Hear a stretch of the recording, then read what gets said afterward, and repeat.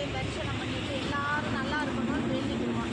அதுக்காண்டி தான் நாங்கள் எல்லாரும் பாத யாத்திரை போகிறோம். சுயநலத்துலேயும் ஒரு பொதுநலம் எங்களுக்காண்டி வேண்டிக்கிறோம், பிறர் நல்லா இருக்கணுன்றதுக்காக பாத யாத்திரையா இது 69 வருஷம். நிறைய பேர் குழந்தைங்கள்லாம் போகிறாங்க, காவடி எடுத்து போகிறோம், பால் குடம் எடுத்து போகிறோம். நம்ம 4 மணிக்கு கிளம்புனா இப்போ தான் வந்து இங்கே தான் உட்காந்து ரெஸ்ட் எடுத்துருக்கோம். இது வந்து மதுரை தெப்பக்குளம். நாங்கள் வர்றது வந்து திருப்போணத்துலேருந்து ஆரம்பித்து சரிங்கக்கா நடந்து பாத யாத்திரையாக போய்கிட்டு இருக்கோம். பாப்பா எத்தனை வருஷம் போகிறீங்க? இதுதான் இது ஃபர்ஸ்ட் வருஷம் பாத யாத்திரை போகிறது. அப்படியா?